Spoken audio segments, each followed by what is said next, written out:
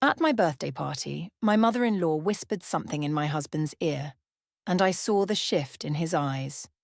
Before I could react, the next moment his slap sent me crashing to the floor. Stunned, I lay there as he turned to walk away. But then a slow chuckle escaped my lips. He froze, his face drained of colour. The email glowed on my screen like a confession. The Harrington Trust disbursement requires continuous marital status of no less than 5 years with no separation filings.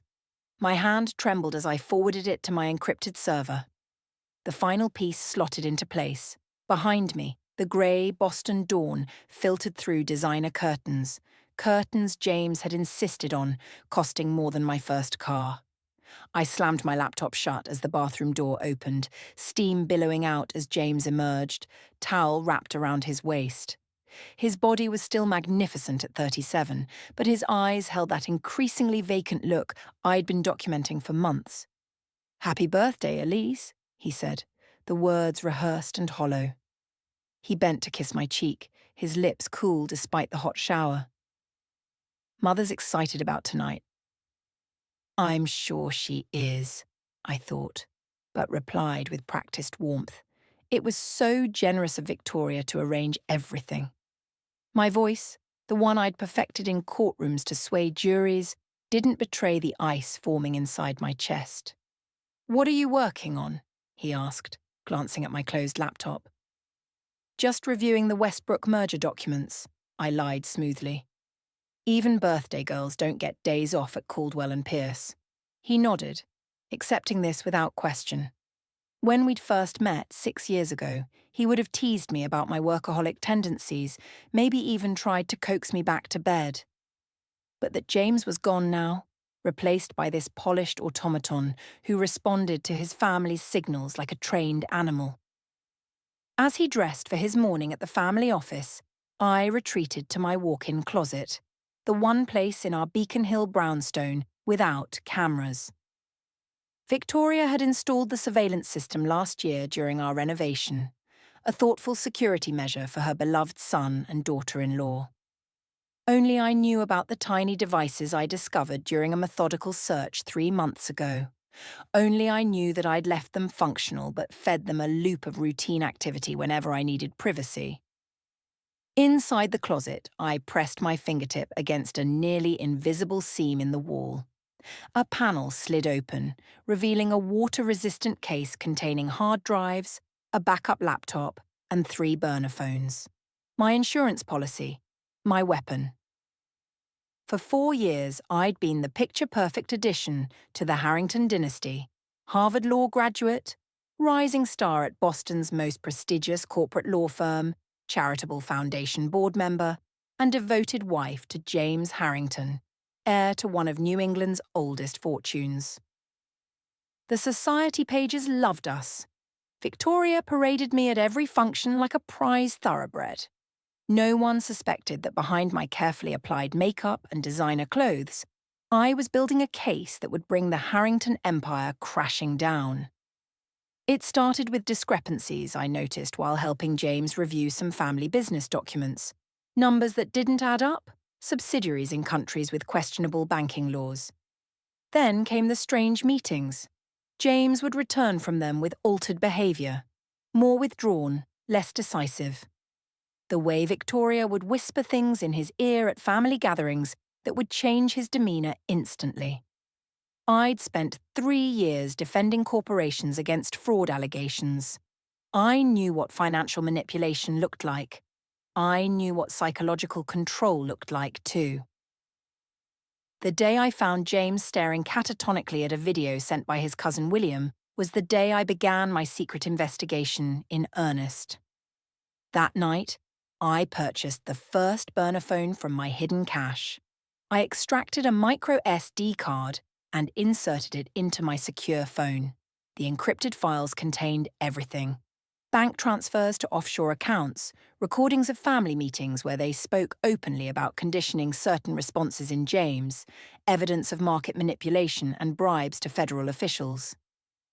My fingers scrolled to the newest file, a photograph taken yesterday of Thomas Whitley, James's supposed childhood therapist, meeting with Victoria at her Back Bay home. The same man referenced in documents as behavioral consultant, paid $30,000 monthly from a Harrington shell company. I checked my watch. 7:15 a.m. Nearly time to become Elise Harrington again. I replaced everything, sealed the compartment, and selected a conservative saint. John's suit for court that morning. The Prescott hearing would finish by noon, giving me time to change for my birthday celebration at Victoria's favourite harbourside restaurant. As I applied my makeup, I practiced my expressions in the mirror. Delighted surprise, gracious appreciation, devoted affection. The same expressions I'd worn for years while collecting evidence against the people who had hollowed out my husband and built a criminal enterprise behind a philanthropic facade. James appeared in the doorway, impeccably dressed in a custom suit, hair perfectly styled. Once, seeing him like this would have quickened my pulse. Now I catalogued the changes in him, the slightly diminished pupils, the microscopic delay before emotional responses, the new tension in his jaw. "You look beautiful," he said mechanically. "Thank you, darling." I stood and straightened his already perfect tie, studying his eyes for any flicker of the man I'd married. Nothing. "I'll see you tonight," I said. "Don't let your mother go overboard with the surprises." His smile didn't reach his eyes. "She just wants everything perfect for you." Perfect, the Harringtons' favourite word. Their perfect family, perfect business, perfect control. As I gathered my briefcase and court materials, my phone buzzed with a text from Victoria. "Wear the blue Valentino tonight. James loves you in that colour." Another command disguised as motherly advice. I texted back a grateful response, then selected the crimson Dior I'd been saving for a special occasion. Small rebellions kept me sane. While I assembled my case in the Uber to the courthouse, I reviewed my actual casework, compartmentalizing as I'd learned to do. By day, I was still Elise Harrington, corporate defense attorney. My clients relied on me, and ironically, the skills that made me effective in their defense had made me devastating in building my case against the Harringtons. At the courthouse steps, I checked my secure messaging app. My contact at the SEC had confirmed receipt of my latest intelligence. "Moving on this next week," he'd written. "Need anything more from your source?" I smiled as I typed back. One final piece coming tonight. Little did Victoria know that her elaborate birthday trap for me would instead become the Harrington unmasking. Tonight, at my birthday celebration, surrounded by Boston's elite and the family's closest allies, everything would change. I tucked my phone away and ascended the courthouse steps, my expressions serene, my posture confident. Inside, I was counting down the hours. The perfect facade was about to shatter, and I would be there, camera phone in hand, to capture every damning moment. The Hestia Gardens shimmered like a mirage at the edge of Boston Harbor, its glass and steel architecture catching the sunset in hues of gold and crimson. Fitting, I thought, for what promised to be a bloodletting disguised as a celebration. The restaurant had a 3-month waiting list, but the Harrington name had secured not just a reservation, but the entire rooftop terrace. "Mrs. Harrington, welcome." The maitre d' practically bowed as our town car arrived. "Mrs. Victoria has been asking about you." "I'm sure she has," I murmured, accepting James's mechanical arm.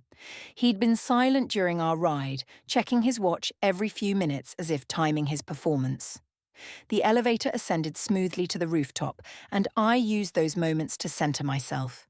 My crimson dress hugged my body like armor, the color a silent declaration of war against Victoria's blue Valentino directive. James hadn't even noticed my defiance, another sign of his detachment. The doors opened to a carefully orchestrated tableau. Crystal chandeliers suspended from invisible wires created the illusion of stars floating above the harbour view. White orchids, Victoria's signature, adorned every surface, and strategically placed throughout the space were approximately 50 guests, all smiling with the practiced warmth of predators. "Happy birthday, the collector." The greeting washed over me, as artificial as the orchid's perfume. Victoria glided forward, resplendent in midnight blue Chanel, her silver bob gleaming under the chandeliers. At 62, she remained striking, the grande dame of Boston society, whose ruthlessness was exceeded only by her skill at concealing it. "Darling Elise," she embraced me, her Hermes perfume enveloping me like chloroform.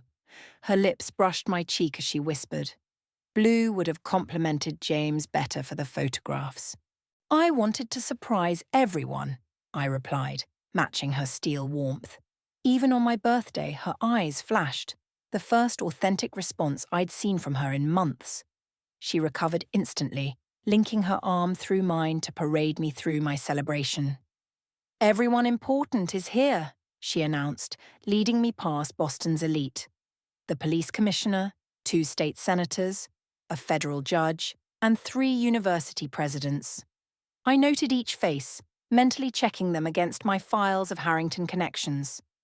Not one of my law partners was present, nor my closest friend from Harvard, nor my mentor from my first firm. The guest list had been sanitized of anyone with a genuine connection to me, anyone who might notice if something were to happen to the real Elise beneath the Harrington veneer. "Champagne birthday girl?" William Harrington, James's cousin and the family's legal fixer, appeared at my elbow with 2 flutes. "Thank you, Will." "Not drinking. Lovely to see you here." "Wouldn't miss it," he replied, his Harvard-educated draw stretched thin over something urgent. His eyes darted to the entrance, where I noticed a silver-haired man in an impeccably tailored charcoal suit being escorted in. "Excuse me a moment." I watched Will intercept the newcomer, Thomas Whitley, the childhood therapist whose practices had apparently extended well beyond conventional treatment. The man who received monthly payments categorized as behavioral maintenance in the Harringtons' private ledgers. A server with canapes provided perfect cover to drift closer to their conversation. "Timeline requires acceleration," Will was saying, his back to the party. "The trustees won't extend again. Pushing the protocol risks instability." "The conditioning requires," Whitley replied, his clinical tone unmistakable even in hushed conversation. "We don't have that luxury anymore. We'll cut in the contractual obligations. The terms are clear." They noticed my proximity and pivoted smoothly to greetings. Whitley's handshake was brief, his eyes assessing me with clinical detachment. "Mrs. Harrington, happy birthday," he said. "You look radiant." "Thank you, Doctor." "Whitley, James mentioned you might attend." "It's been, 15 years since you worked with him?" His smile tightened. "On and off, the Harringtons are more like family than clients." "How fortunate for everyone," I replied, noting the slight dilation of his pupils. He was nervous. Good. Throughout the next hour, I circulated carefully, playing my role while observing the room's dynamics. Victoria remained at the epicenter, her laughter theatrical, her eyes constantly tracking me. Whenever James approached me, her attention intensified, as if monitoring a laboratory experiment. James himself moved through the party like a sleepwalker, responding to guests with programmed pleasantries. Twice I caught Whitley watching our interactions, making subtle notes on his phone. "Wonderful turnout," remarked Judge Holloway, one of the Harringtons' longest allies. "Victoria certainly knows how to celebrate family." "Indeed," I agreed, though I was surprised my law colleagues couldn't make it. "Exclusive guest list," he chuckled. Victoria was quite specific about keeping this intimate. By intimate, he meant controlled. Vulnerability prickled at the back of my neck. This celebration was hermetically sealed. Anyone here would side with the Harringtons if something happened to me. The party shifted to dinner, with Victoria orchestrating the seating with tactical precision. James to my right, her at the head of the table. Whitley positioned directly across from me, his gaze clinically assessing every interaction between James and me. Victoria tapped her crystal glass, silencing conversation. "Before we dine, a toast to my beloved daughter-in-law." She stood, commanding the room with practiced authority. 5 years ago, James brought home this brilliant, beautiful attorney, and I knew immediately she was special. Her eyes met mine, warm on the surface, glacial beneath. Elise has become everything the Harrington family values: loyal, discreet, and committed to our legacy. The gathering murmured approval. I maintained my grateful smile while translating her actual message. We own you. To Elise, Victoria raised her glass. May this 35th year be transformative. The word hung in the air like a promise or a threat. As servers presented the first course, Victoria glided behind my chair, resting manicured hands on my shoulders. To onlookers, a maternal gesture. I felt the predatory pressure of her grip. Such a perfect evening, she murmured, her voice carrying just to my ears. And after dinner, a very special announcement about the family's future. Her fingers tightened almost imperceptibly on my shoulder before she moved away, leaving behind the lingering scent of her perfume and the distinct impression of a trap about to spring. I glanced at James, finding his eyes fixed on his water glass, fingers tapping a rhythmic pattern. I documented it in my notes, a behaviour that always followed Victoria's private conversations with him. Whatever they had planned for tonight was accelerating. The gift presentation would come after the main course, Victoria's chosen moment for whatever announcement she had orchestrated. I touched the slim phone in my clutch, confirming it was ready to record. The federal agents I'd been working with were on standby, waiting for my signal. The first course arrived, oysters arranged in a perfect circle. Victoria beamed at me from the head of the table, raising her glass in another silent toast. I smiled back, lifting my untouched champagne. Let the games begin. The main course plates were cleared away, leaving behind an expectant hush. Victoria nodded to the waitstaff, who began arranging an elaborate display of wrapped gifts on a marble-top table, wheeled to the centre of the terrace, all part of the spectacle. Gifts I suspected were as empty as the smiles surrounding me. Before dessert, Victoria announced, commanding the room with practiced ease. We must honour our birthday girl properly, Victoria said, her voice cutting through the room as the guests arranged themselves into a perfect semicircle. Smartphones appeared in manicured hands, ready to capture every moment.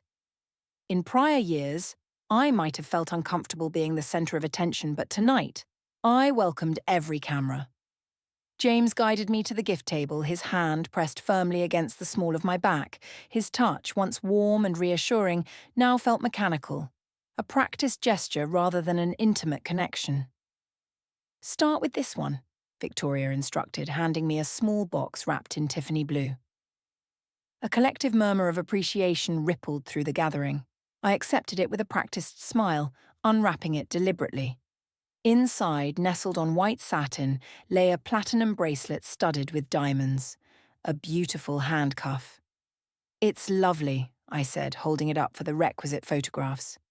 James, help your wife put it on, Victoria directed. As he fastened it around my wrist, I felt the weight of it. Another link in their chain.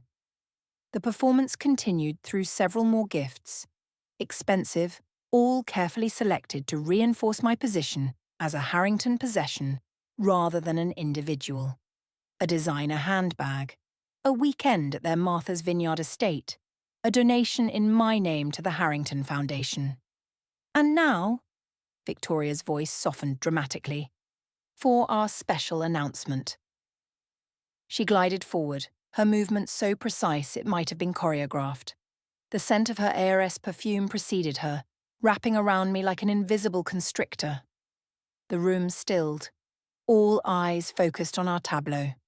Victoria, James, and me, arranged like figures on a chessboard. Her hand rested on James's shoulder, fingers digging in slightly at precise pressure points, something I had documented in my research on physical triggers. Elise has been such a treasure to our family, Victoria began, her voice dripping with false warmth. Devoted, supportive, the perfect partner for James during these 5 critical years of his career. 5 years, the exact duration specified in the trust's disbursement conditions. Victoria's eyes gleamed as she leaned closer to James, her lips nearly touching his ear. I activated the recording function on my phone with a discreet movement. "Remember your duty," she whispered. Though her voice was hushed, the words carried. "Protect what's ours." I watched it happen in slow motion. James's pupils constricted to pinpoints. His jaw slackened momentarily before tightening into a rigid line. The slight in his left hand stilled completely. Then came the words, delivered in a flat tone I'd never heard from him before. "You've betrayed us." The room held its collective breath. Victoria stepped back, satisfaction glinting in her eyes as she watched her creation perform. "What do you mean?" I asked, my voice steady despite the electric anticipation coursing through me. "We know about the investigation," he continued, each word measured, programmed. "The files, the contacts with the SEC. Gasps rippled through the gathering, exactly as I'd anticipated. Victoria wanted witnesses to my alleged betrayal, creating a narrative before the federal case could break. What I hadn't fully anticipated was what came next. James's arm moved with shocking speed. The slap echoed across the terrace like a gunshot, followed by absolute silence. The impact knocked me sideways against the marble table. I tasted copper as my lips split, the cool floor pressing against my cheek as I lay there, feeling the sting bloom across my face. For 3 heartbeats, nothing moved. Boston's elite stood frozen, witnessing a fracture in the perfect Harrington facade. Then, as Victoria moved to speak, to spin this into another narrative of poor James pushed to the brink by his treacherous wife, something unexpected happened. I laughed. It started small, a bubble of sound that escaped my bloodied lips. Then it grew, resonating across the stunned gathering. I pushed myself up, crimson Dior smeared with blood, and continued laughing. A clear, genuine sound that cut through the manufactured atmosphere like a blade. "Perfect timing, Victoria," I said, my voice carrying across the silent terrace. Every smartphone still raised, still recording. "You couldn't have scripted it better if you tried."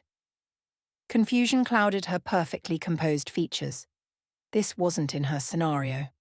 The disgraced wife was supposed to cower, plead, perhaps even threaten weakly before being escorted out. "James," she snapped, "help your wife up. She's clearly unwell." But James stood motionless, horror dawning in his eyes as the programming fractured. He stared at his hand as if it belonged to someone else. "What did I just—" he whispered, the vacant look receding. "Elise." I rose without assistance, dabbing at my split lip with a white linen napkin. The bright blood bloomed across it like a Japanese watercolour. "You should check your phones," I addressed the gathering calmly. "You've all just witnessed and recorded a perfect demonstration of the Harrington conditioning program. The same program documented in the files I've spent years collecting." I turned to face Victoria directly, savouring the moment. Her composure began to crack. "5 years, Victoria," I said. That was the requirement for James to access his grandfather's trust. A stable marriage for 5 years. I smiled, tasting blood. But assault in front of witnesses tends to complicate divorce proceedings, doesn't it? Understanding dawned in her eyes, followed by something I'd never seen there before. Fear. "You did this deliberately," she hissed. "You provoked us." "I didn't have to," I replied, calm as ever. "You've been conditioning James for years. All I had to do was wait and document." I gestured to the crowd of shocked faces and raised phones. "And now so has everyone else." The puzzle pieces I'd assembled over the years, the financial fraud, the psychological manipulation, the carefully orchestrated control of James, had just been validated by their own actions, in front of the very power structure they'd cultivated. "My phone is sending interesting data packages to several agencies right now," I continued conversationally, "including evidence of how Thomas Whitley here helped condition James to respond to specific triggers. I nodded toward the therapist who had gone deathly pale. The physical response programming was particularly effective, wouldn't you say, Doctor? The first chime of a news alert sounded from someone's phone, then another, and another. My dead man switch had activated. The moment the GPS in my phone registered an impact consistent with physical assault, it sent my complete evidence package to the authorities and select media outlets. Victoria's empire wasn't just cracking, it was imploding in real time, right in front of the very society she'd manipulated for decades. As I stood there, blood on my lips and triumph in my heart, I knew there was no going back. "You can't possibly—" Victoria began, but froze as her phone chimed with the same news alert, now rippling through the gathering. James stood paralyzed, staring at his hand as if it belonged to someone else. The horror of his actions visibly dawning on him. His programming was breaking down, cracks appearing in the facade that had been constructed around his true self. "Elise," he whispered. "I didn't mean to. I don't know why I—" His voice cracked, genuine emotion breaking through the conditioning. "I know you didn't," I said softly, addressing him directly for the first time in months. "That's exactly my point." I turned to face the stunned audience, these powerful people who had been the Harringtons' shield and sword for decades. The blood on my lip gave me a strange authority, the power of undeniable truth. "For those checking your phones, yes, that alert is about the Harrington family," I confirmed, my courtroom voice carrying clearly across the terrace. "What you've just witnessed is the culmination of a 5-year investigation into one of the most sophisticated criminal enterprises in Boston." Judge Holloway's face had gone ashen. Senator Prescott was already backing toward the exit. I locked eyes with each of them, ensuring they understood. Their complicity was also documented. "The Harrington Foundation has laundered approximately $340 million through its charitable programs," I continued, diverting funds intended for education initiatives into offshore accounts controlled by shell companies in the Cayman Islands and Singapore. Victoria's composure was unraveling visibly now, her perfectly manicured hand clutching at her throat where a pulse hammered beneath her diamond necklace. "You have no proof," she hissed, but her eyes darted to Thomas Whitley, who had begun inching toward the exit. "Dr. Whitley, perhaps you'd care to explain to everyone the meaning of Project Sentinel?" I called out, stopping him in his tracks. "The behavioral modification program you've been implementing on James since he was 12 years old, designed to ensure complete compliance with family directives." Whitley froze, his clinical detachment vanishing as 50 pairs of eyes turned to him. "That's privileged therapeutic information," he stammered, clinging to professional jargon as a shield. "Therapeutic," I echoed, raising an eyebrow. "Is that what you call conditioning a child to respond to specific physical and verbal triggers? Programming responses that override his conscious will?" I gestured to James, who had sunk into a chair, his face buried in his hands. "Would you like to explain the monthly payments of $30,000 categorized as behavioral maintenance in the Harringtons' private ledgers?" I turned back to the gathering, using every skill I'd honed in the courtroom to hold their attention. "My evidence package, which has now been received by the SEC, FBI, and the Boston Globe, contains over 2,000 documents detailing financial fraud, tax evasion, market manipulation, and most disturbingly, the psychological abuse of James Harrington to maintain control of the family fortune." William Harrington stepped forward, adopting his most authoritative legal tone. "These are wild accusations from a disgruntled wife-whore," he said. "If there were any truth to them—" "The Westlake acquisition," I interrupted, naming a deal that had made headlines the previous year. "Insider trading based on information obtained through blackmail of a Securities and Exchange Commission official. The documents include the original communications, the payments made to shell companies, and the exact trading patterns that followed." William's confident expression faltered as I named the specific transaction.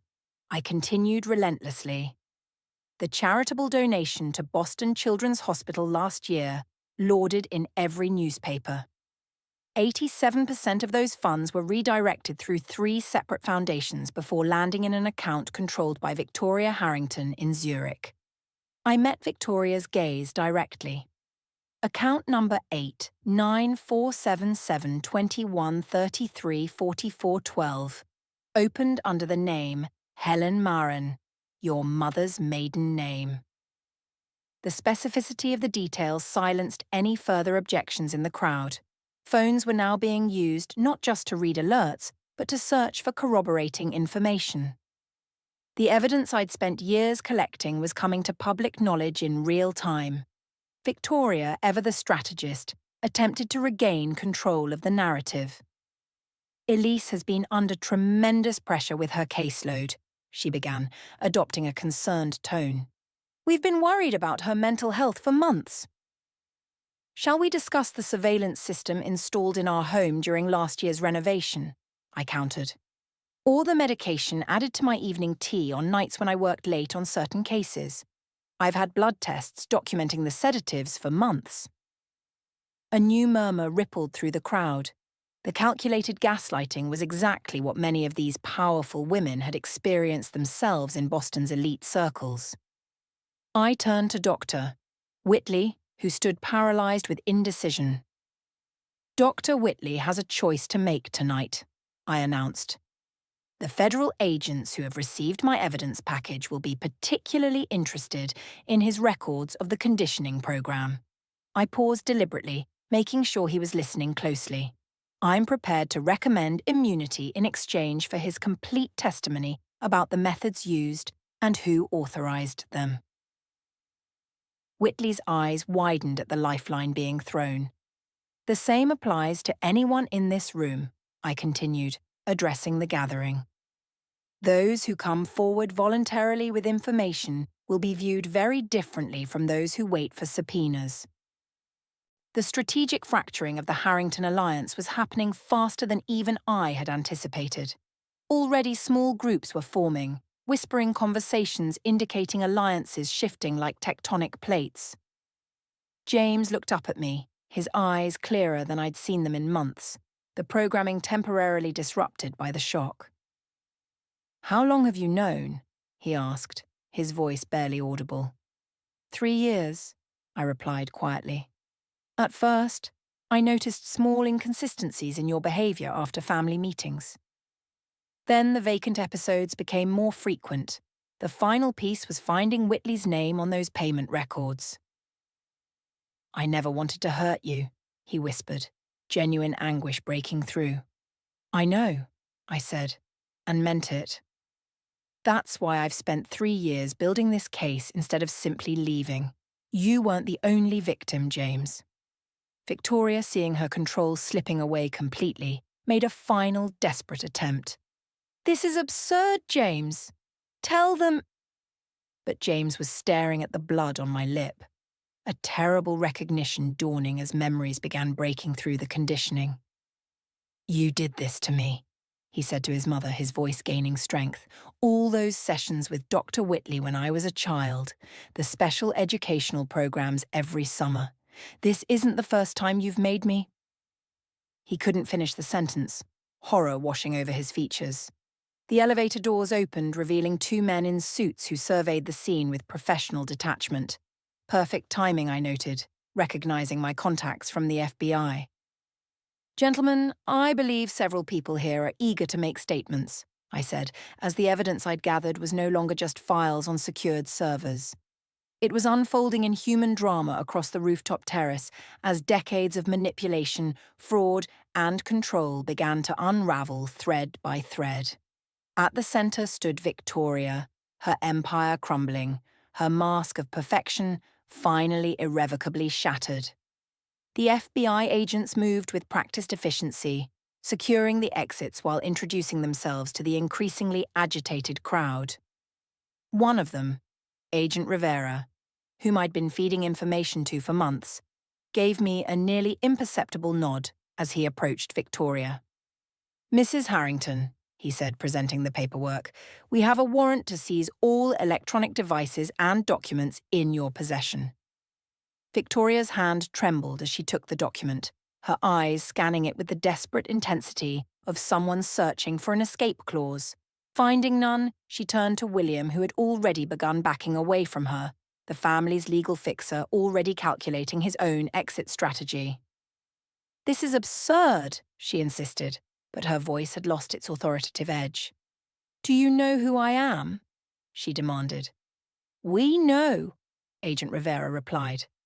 "That's precisely why we're here, Mrs. Harrington."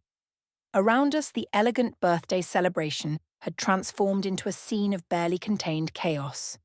Servers stood frozen, champagne bottles still in hand, as the Boston elite began their strategic retreats. Judge Holloway was already speaking urgently into his phone. Senator Prescott's wife was tugging at his sleeve, distancing themselves from the Harrington nucleus. Phones continued buzzing with increasing urgency. I caught glimpses of headlines flashing across screens. Breaking, Harrington family, under federal investigation. Boston's elite philanthropic family, accused of massive fraud and psychological manipulation. Allegations, rock Harrington empire. The Boston Globe had moved faster than I'd anticipated, already publishing the first wave of revelations from my evidence package. Social media would be exploding within minutes. The carefully constructed Harrington mystique was unraveling in real time. Victoria made one last desperate attempt to maintain control, raising her voice to address the scattering guests. "This is all a terrible misunderstanding, a family dispute being tragically misrepresented." Her perfectly modulated voice cracked slightly. "I'm sure we can count on our friends too, Victoria," my mother said, her voice oozing with the kind of calm assurance she always wore like armor. But before I could respond, the police commissioner, who moments ago had been laughing at her jokes, cut her off with a tight smile. "I think it's best if we speak tomorrow through counsel," he said, his words sharp and final. The abandonment was beginning, like rats fleeing a sinking ship. The powerful figures who had protected the Harringtons for decades were rapidly recalculating their own exposure. Nearby, James had collapsed into a chair, his breathing ragged. The psychological walls constructed around his authentic self were crumbling, leaving him exposed to a flood of emerging memories and realizations. "The summers at the lake house," he muttered, eyes unfocused. "The special lessons with Dr. Whitley, the headaches whenever I questioned family decisions." I approached him cautiously, unsure of how stable he was in this transitional state. Despite everything, despite the sting of his slap still fresh on my face, I felt a complex mixture of vindication and concern. He had been both my tormentor and fellow victim. "James," I said softly, kneeling beside him but maintaining a safe distance. "The conditioning is breaking down. It's going to be disorienting." His eyes found mine clearer than I'd seen them in years. "I hurt you," he whispered, horror washing over his face as he reached toward my split lip, stopping short of touching me. "I would never." "But I did," he continued, his voice breaking. "I remember being told you were programmed to respond to specific triggers." I explained, my voice steady. Victoria's whispered command activated a response that wasn't truly yours. Across the room, Thomas Whitley was already deep in conversation with a second FBI agent, his clinical detachment replaced by nervous self-preservation. I caught phrases like following instructions and didn't know the full extent. "How much do you remember about the conditioning?" I asked James. He pressed his palms against his temples. "Fragments. Sessions in the study at the lake house. Words repeated while I was under medication. Punishments when I resisted." His voice broke. "They've been doing this to me since I was 12. My own family. My own mother." The realizations seemed to physically pain him, his body curling forward as if wounded. Here was the real James, emerging from beneath layers of programming, vulnerable, horrified, genuine. Victoria, seeing our conversation, attempted to intervene, despite the FBI agent beside her. "James, darling, don't listen to her," she called, desperation making her voice shrill. "She's turned you against your family after everything we've done for you, after everything you've done too." I corrected her, rising to face her. "The evidence includes video recordings of conditioning sessions, Victoria, sessions where you personally instructed Dr. Whitley on which behaviours to suppress in your son." Victoria's face contorted as her carefully maintained facade finally shattered completely. She had no response. "He needed guidance, structure," she said quickly, trying to regain some control. The Harrington legacy had to be protected from his weakness. The naked truth of her perspective silenced the room. Even the FBI agents paused, witnessing the mask slip to reveal the monstrous priorities beneath. James stood shakily, years of programming warring with emerging clarity. "My weakness was wanting my own life," he said. "Wanting to study literature instead of finance. Wanting to marry for love instead of strategic advantage." His eyes found mine. Was any of it real between us, or was I just following another script? The question pierced me. Despite everything I'd uncovered, despite my justified anger, I couldn't bring myself to twist the knife further. "The beginning was real," I answered honestly, "before they intensified the conditioning. That's why I stayed. I saw glimpses of who you really were, enough to know you were as much a victim as anyone they'd harmed." Outside, police lights illuminated the night, reflecting off the harbour waters. More federal agents were arriving, along with evidence response teams.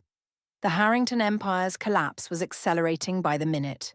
Victoria was being formally read her rights, her posture still regal despite everything crumbling around her.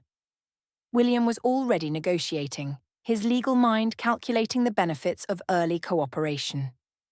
Thomas Whitley sat alone, scribbling what appeared to be a detailed statement, occasionally glancing at James with what might have been regret. I stood at a crossroads. My vengeance was complete. The evidence I'd gathered would ensure justice for the financial crimes, the manipulation, the psychological abuse.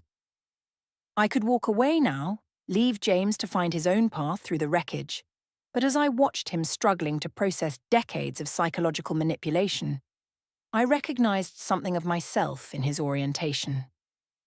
I had spent 5 years living a double life, maintaining a perfect facade while pursuing secret goals. We had both been changed by the Harringtons' toxic influence. "I can help you understand what they did," I offered, surprising myself. "I've documented the techniques, the triggers. It might help with your recovery." James looked up, vulnerability and hope warring with shame in his expression. "After what I did to you, why would you help me?"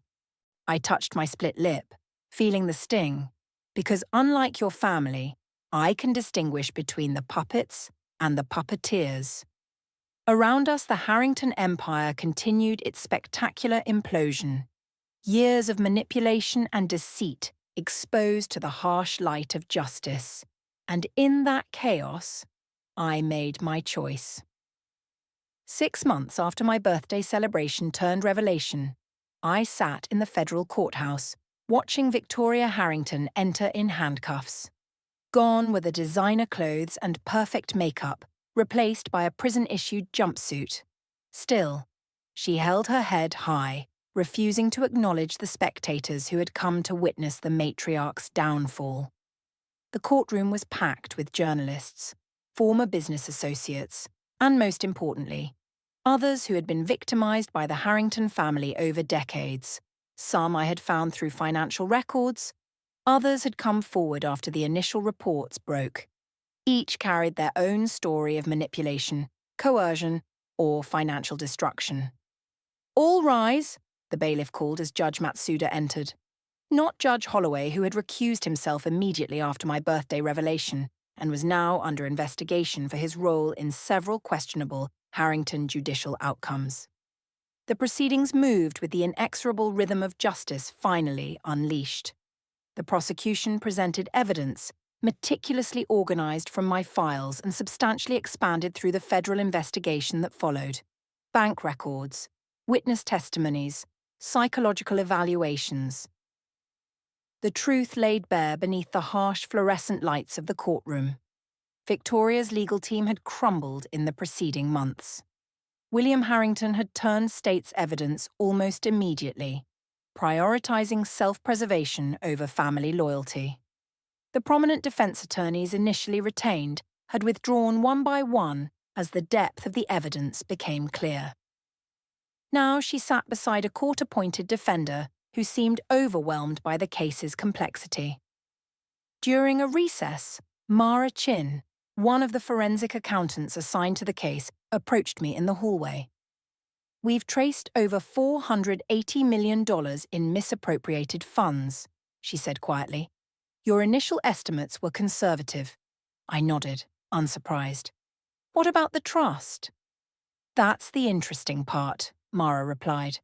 "The grandfather's original trust document contained ethical operation clauses that the family had suppressed. The court is considering using those original provisions to redirect the assets toward restitution." This development validated my deepest hope, that justice wouldn't just mean punishment for the guilty, but restoration for those who had been harmed. The Harrington fortune, built over generations through manipulation and fraud, would be used to heal the damage they had caused.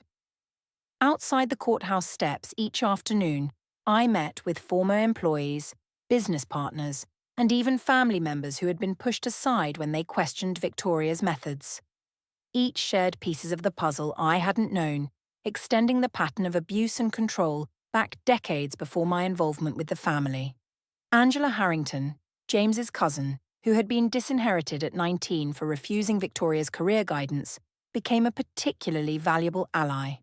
Her insights into the family dynamics helped prosecutors understand the systematic nature of the psychological manipulation. "They did it to all of us in different ways," she explained during one of our strategy sessions. "But James got the worst of it. After his father died, Victoria saw him as the key to everything." Thomas Whitley's testimony proved devastating to Victoria's defense. In exchange for immunity, he provided detailed records of the conditioning techniques employed, the specific triggers installed, and Victoria's explicit instructions regarding James's development.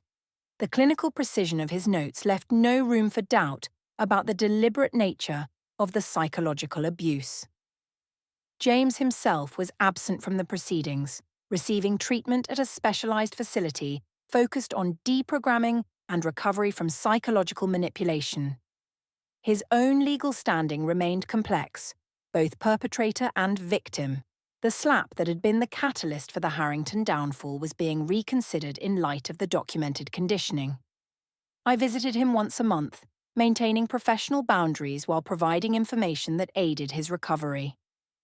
The man emerging from beneath the layers of programming was thoughtful, uncertain, and grappling with profound guilt over actions taken under his mother's influence. "I don't know who I am without their directives," he confessed during one visit, sitting in the facility's garden. The first hints of spring emerged around us. "Even my preferences, foods, clothes, opinions, I'm questioning everything." "That's actually progress," I told him. "The authentic self asks questions. The programmed self follows instructions." He managed a small smile, genuine, not the practiced expression I'd grown accustomed to during our marriage. "You never stopped questioning, did you?" "Not my nature," I replied. "Maybe that's why the conditioning didn't work on me." What remained unspoken between us was the future of our relationship. The marriage had been built on false premises, manipulated from the start by Victoria's machinations. Yet something authentic had existed briefly before the deeper programming took hold. Whether that could ever be recovered, or whether it should, remained an open question neither of us was ready to answer. My own life had transformed completely. I had resigned from Caldwell and Pierce, unable to return to defending corporations after seeing how power could corrupt even the most prestigious institutions. Instead, I established the Cognitive Liberty Legal Foundation, focusing on cases involving psychological manipulation, coercive control, and financial exploitation. Our first clients were former Harrington employees who had been subjected to NDA and coercive contracts. Within 3 months, we expanded to represent victims of other powerful families and corporations using similar tactics of psychological control. "You've essentially created a new practice area," remarked my former mentor when we met for coffee. "Psychological freedom as a legal right." The Foundation's work soon extended beyond legal representation. We developed educational programs for law enforcement, judges, and therapists to recognize the signs of psychological manipulation. I partnered with cognitive liberty advocates to push for legislative changes, strengthening protections against coercive control. On the day Victoria Harrington was sentenced to 28 years in federal prison for fraud, racketeering, and conspiracy, I sat in the back of the courtroom instead of the front. Her empire had fallen. Justice had been served. My focus had already shifted to the next case, the next victim needing advocacy. As the courtroom emptied, James approached me, his first appearance at the proceedings. He looked different, thinner, with casual clothes instead of bespoke suits, his eyes holding both sadness and clarity. "The trustees approved the restitution plan," he said without preamble. "Everyone they harmed will receive compensation, including you." "I didn't do this for money," I replied. "I know," he hesitated. "That's why I asked them to direct my personal share to your foundation instead. It seems fitting that what they intended to control me with should be used to free others." The gesture represented something profound, an act of autonomous choice, perhaps the first truly independent decision he had made in decades. "Thank you," I said simply. We stood there briefly, two people forever changed by the same corrupting influence, now finding our separate paths toward redemption. "Your foundation's work," he started, then paused. "I'd like to help when I'm further along in recovery. My experience might be useful to others." "It might," I agreed as we parted ways outside the courthouse, neither of us making promises about the future. I realized then that the Harrington saga had never been just about exposing corruption or seeking personal vengeance. It had become something far more meaningful, a reclamation of authentic selfhood from those who would program human beings like software. The path ahead would be challenging, with more powerful families and institutions to confront. But with each case, each client, each small victory, I was building something that Victoria Harrington, with all her wealth and influence, had never possessed. A legacy of liberation rather than control. That perhaps was the most perfect form of justice.